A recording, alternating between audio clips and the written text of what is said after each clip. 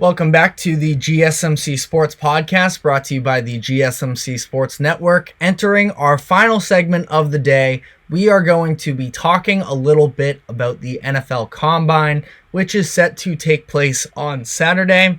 We have gotten some updates about the top prospects in terms of their level of participation and a little bit lack therefore of with some of the top guys in this draft. It was announced yesterday that Caleb Williams and Jayden Daniels will not be participating in the physical evaluations on Saturday. It was reported today that Drake Maye will join them in abstaining from those physical evaluations as well. Williams and Daniels will be throwing at their pro days later this spring. I would imagine that Drake Maye is going to as well. It's just came out as of a couple hours ago, so there are still, details to be found out there, but I would imagine he will as well. This has been a little bit of a trend over the past handful of years with the NFL draft, where these top quarterbacks have not been throwing at the combine. This typically takes place when there really isn't much room for them to specifically drop, and it wouldn't hurt them by not throwing, but also when they don't have very much to gain themselves. 3 of the last 4 quarterbacks who have been drafted with the number 1 overall pick have not thrown at the combine. That includes Bryce Young last season, Joe Burrow in 2020, and Kyler Murray in 2019. So I understand sort of why this takes place. It just gives ammunition for people online to sort of nitpick at.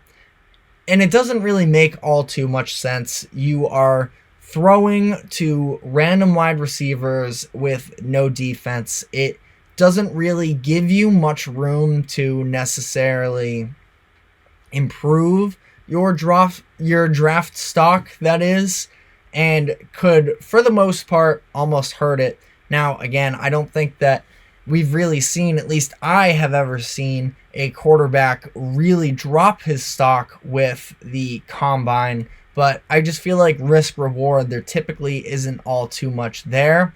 Now, Jayden Daniels is, out of this group, the one prospect that was the most interesting in terms of what a potential combine could look like with him. He obviously rose up a lot of draft boards with his Heisman season, but it was expected that he would specifically be somebody that would potentially grow his stock that much further if he were to participate in the draft, run a fast 40 time and all of that. But we've already seen him climb up to just about a guaranteed top 3 pick in this year's draft.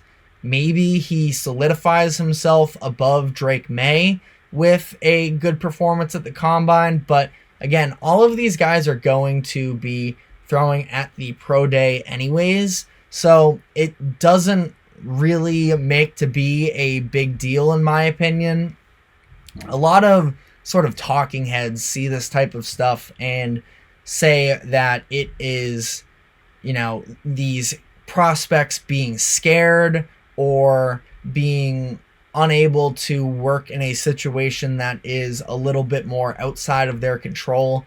I don't see it that way. They are going to go to the combine, all 3 of these players, and they're going to undergo sort of the mental evaluations, the interviews, that type of stuff with these teams, which is a little bit probably for them some scarier than the play itself. All of them know the talent that they have, and ultimately they just put out multiple seasons of film for these scouts to go watch. So, last year you have a guy like CJ Stroud who really impressed at the combine when he did throw at the combine, but his status was still a little bit unknown. I don't remember the exact timeline in terms of the cognition test they had the quarterbacks take, and his scores were leaked and they were really bad, and that sort of hurt his draft stock as well.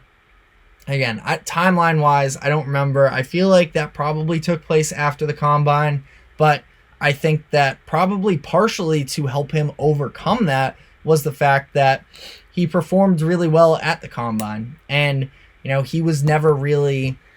I can't say he was never in contention for the number one pick, because there were talks at one point, but also as we got closer and closer to the draft, it seemed like Bryce Young was going to be a lock for that position. And, I think that that's fine. Every quarterback can sort of go their own routes. And for these top three guys who think that they're top three, they should be set. Now, it's going to be interesting. The quarterbacks that will be throwing at the combine include Michael Penix Jr., J.J. McCarthy, and Bo Nix. I think that out of these names, the biggest thing is going to be Michael Penix passing his physicals, where we know the injury history with him. He tore the same ACL twice. He's had injuries in both of his shoulders, but he's confident that he can take his game to the next level. And he was tremendous in college, come, of course, just short of winning the national championship game against Michigan when he was with Washington. But I think that, this is a situation where he himself can probably thrive. One of my biggest concerns with Penix during the college football season was his ability to throw under pressure when it got to him. He played behind a very good offensive line, but we saw in times where he was sort of pushed off of his spot that he wasn't quite as mobile maybe as we would have hoped. But again, I think that sort of partially is due to the fact of all the injuries he's sustained through his playing career in college. J.J. McCarthy is another one that I think, like Bo Nix, definitely, if he comes out with a rocket, he could definitely get himself buzz. He's trying to fight his way into the first round. I think that, mock drafts are a little bit split on whether or not he's going to be a first rounder. J.J. McCarthy, not that I personally think he should be, but he will likely be a first round pick. And this is an instance where he definitely could jump up his status with a good performance at the combine. I'm not sure what his 40 time is going to look like. We know that he can run some, and the big thing for him is obviously the fact that at Michigan, in such a run-heavy offense, he never really had to, and a championship-winning team, mind you, so it's not like it was, they were actively going against it. Harbaugh has very openly advocated for J.J. McCarthy being a good pro, but he never really was forced to be a heavy passing guy. The body of work just isn't quite as extensive as some of these other first round prospects at the quarterback position. So he's somebody that could definitely, with a good combine performance, see his stock jump. Again, I am not necessarily bought in on him, but there have been rumors of him potentially even getting up to as high as such as a number 10 spot. The Falcons at times have been rumored to potentially be interested in him with the 8th overall pick. So we still have, of course, a good amount of time up until the combine takes place, but McCarthy could set himself up on the right track here if he does have a good combine performance. So that's, the general outlook on quarterbacks here. We also have news that Marvin Harrison Jr. and Malik Nabers, two of the top wide receivers in the 2024 draft class, are also not expected to physically compete compete in the combine. Marvin Harrison Jr., he will be a top 4 pick in this draft. When I said that in the previous segment about how the price of a top 3 pick is going to be valuable because of quarterbacks, I included the 4th pick as well, because I would have to imagine that he is going to be the first non-quarterback selected in this draft. Maybe things will change. We'll see. There's not really that top-end defensive talent, I think, that rivals him in this draft class, so it would have to be the likes of a Malik Nabers that franchises would fall in love with. Maybe, I was going to make the argument of, if you think that Brock Bowers, the tight end out of Georgia, maybe presents a little bit more of positional flexibility, can do more things for you.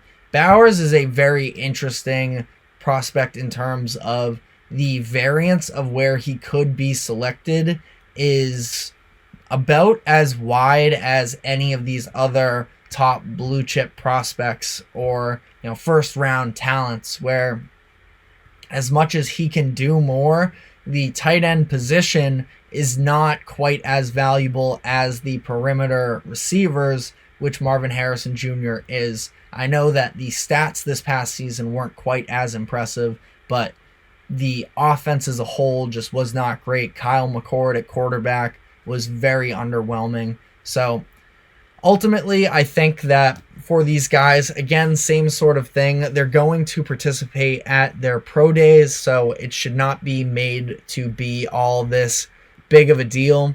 If you are a big combine person, you are definitely disappointed.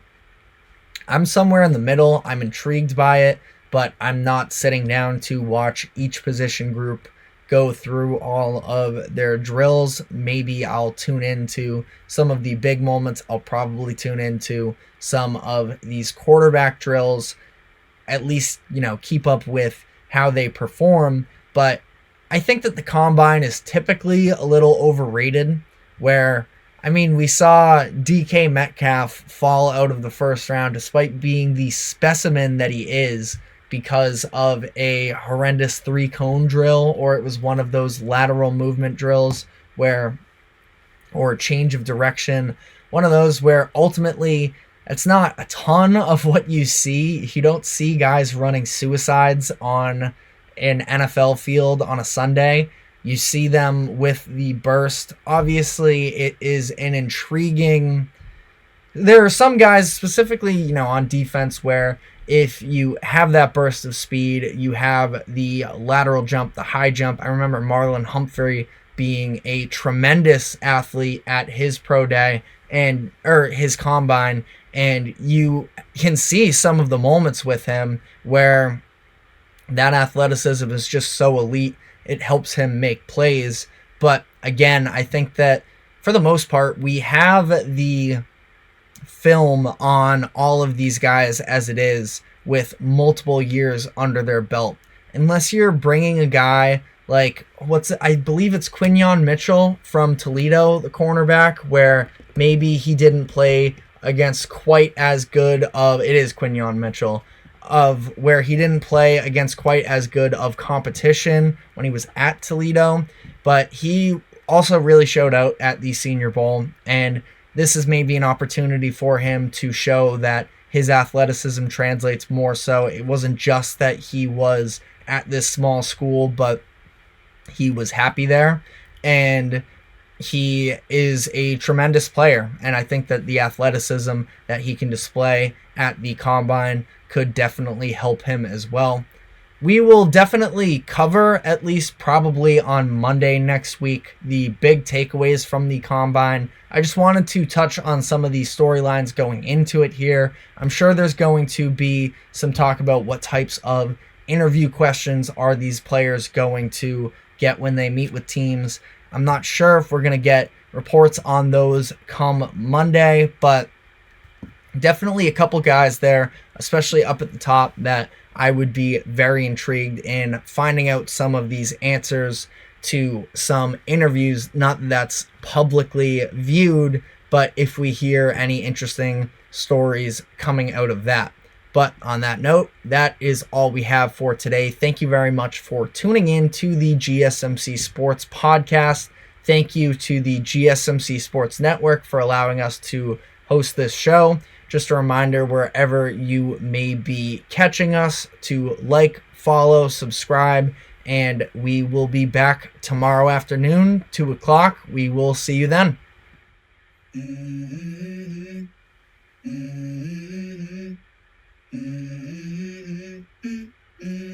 go. I wake up to a little bit of drool on my pillow, feel like it's gonna be a bad day. Yeah, I'm tired of shit, and the coffee ain't hit yet. Damn, ain't that great. I don't wanna go.